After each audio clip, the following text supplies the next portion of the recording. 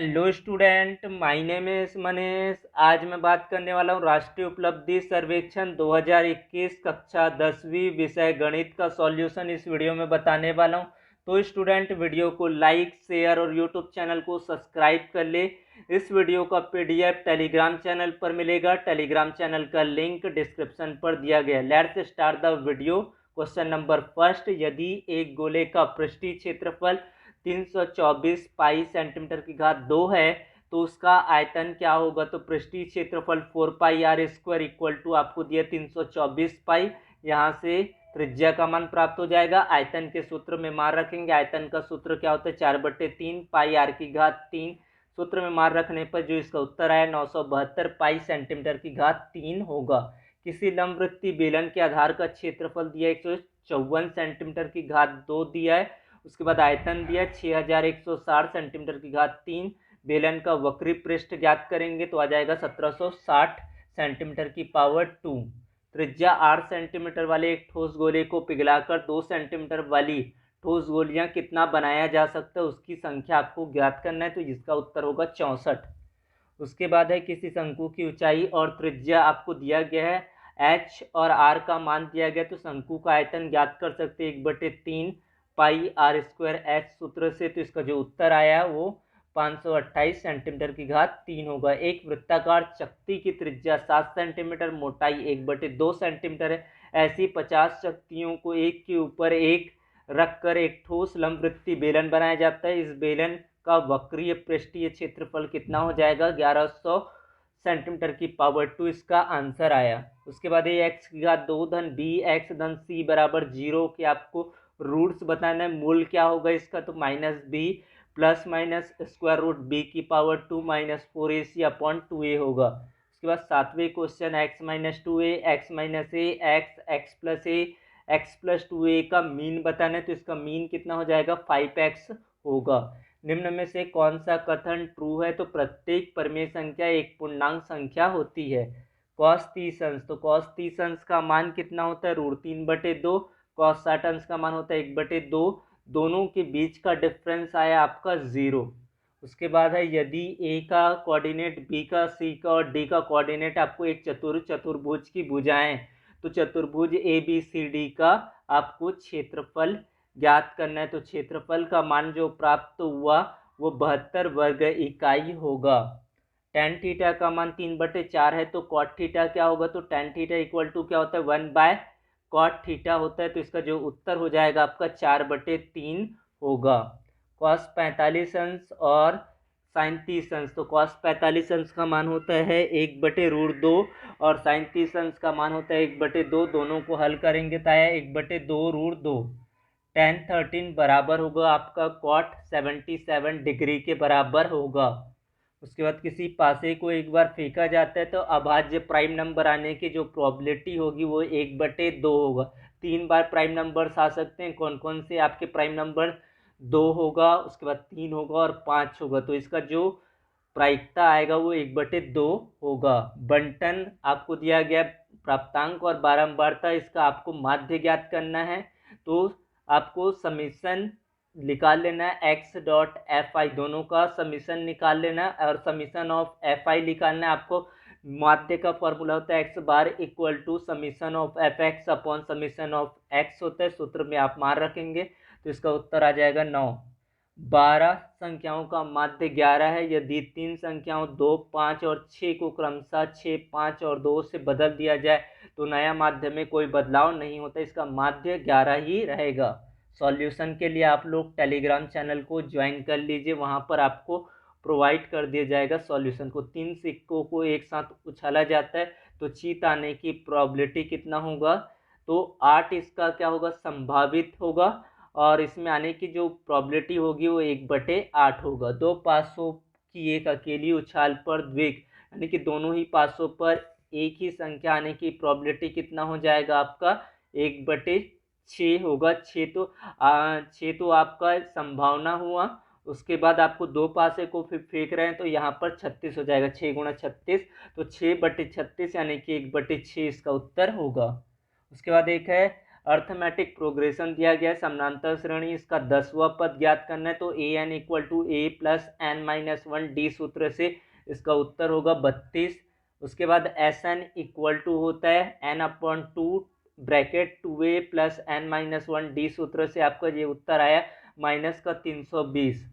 किसी आपका arithmetic progression में ए का मान दिया, डी का मान दिया, ए एन का मान दिया, तो एन का मान को ज्ञात करना, सूत्र आपको वही रहेगा समानांतर श्रेणी का nवां पद, तो इसका 5 आया। उसके बाद है त्रिभुज ए बी सी सर्वांग सम है त्रिभुज पी क्यू आर के कौन सा कथन सत्य है। तो ए के करस्पॉन्ड क्या होगा पी, और बी के करस्पॉन्ड क्यू, और सी के करस्पॉन्ड क्या है आर है, तो ए के करस्पॉन्डिंग कौन सा होगा पी होगा। उसके बाद है आपका यदि A1 A2 A3 dash dash dash A21 arithmetic progression है, उभयनिष्ठ आपका दी है, तो A1 से A5 यानी कि 4 का डिफरेंसेस है, A5 से A9 4 का डिफरेंस, फिर A9 से A13 तक 4 का डिफरेंस, यानी कि यहाँ पर क्या है अर्थमेटिक में होने चाहिए जिनका उभयनिष्ठ जो अंतर होगा वो 4 का होगा। उसके बाद संख्याओं का माध्यिका ज्ञात करना है। सबसे पहले इसको आरोही क्रम में व्यवस्थित करेंगे यानी कि बढ़ते हुए क्रम पर, तो इसका जो तीसरा आंकड़ा होगा वो इसका उत्तर हो जाएगा, तो तीसरा आंकड़ा आपको 15 होगा।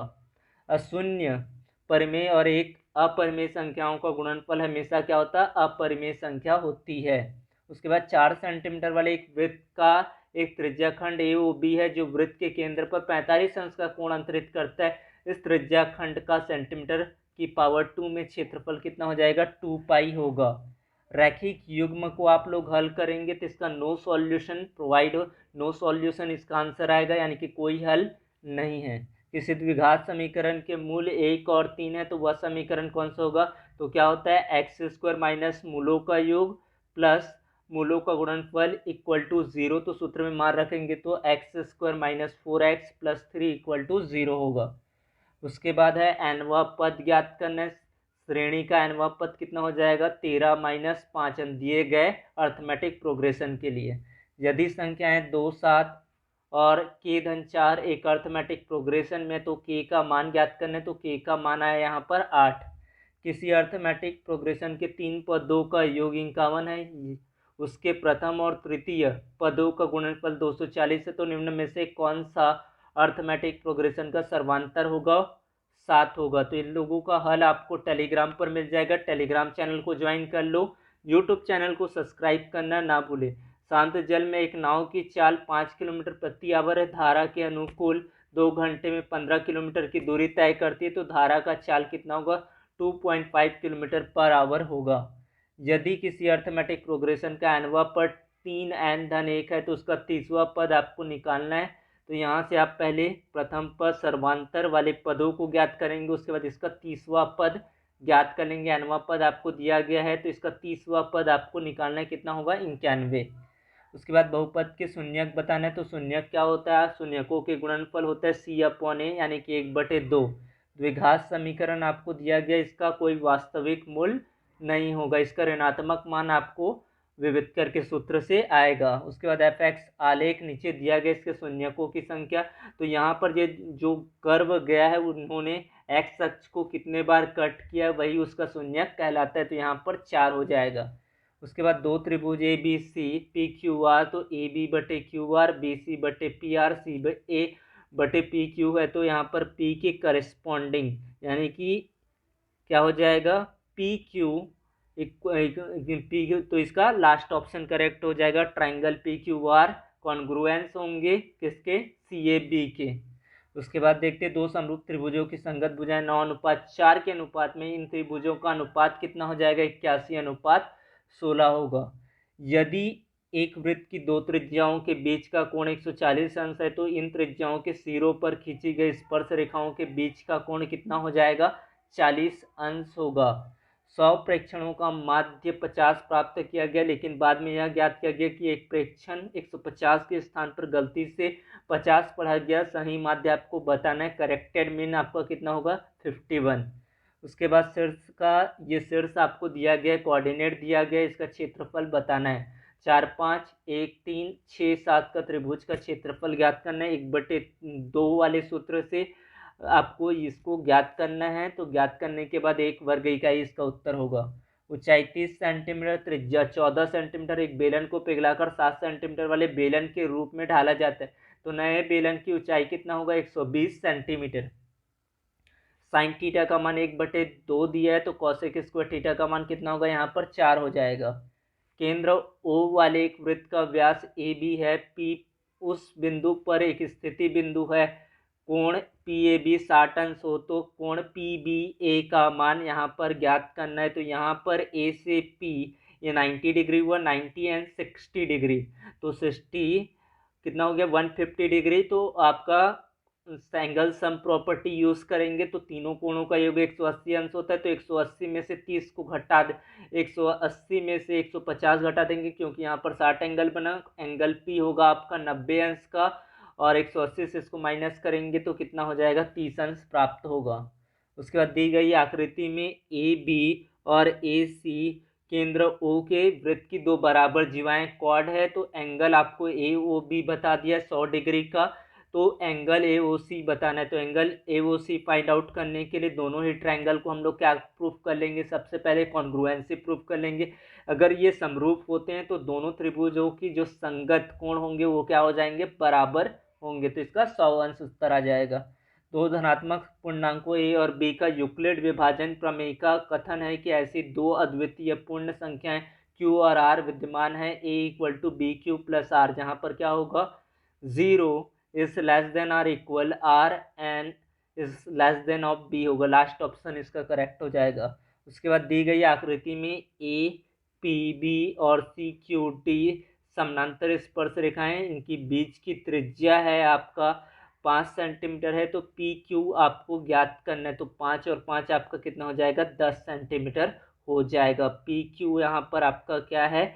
व्यास है, तो व्यास का दोनों त्रिज्याओं का योग कर देंगे तो अपने को ज्ञात हो जाएगा। 8 सेंटीमीटर भुजा वाले एक समबाहु त्रिभुज का शीर्ष लंब कितना होगा? 4√3, इसका उत्तर आ जाएगा।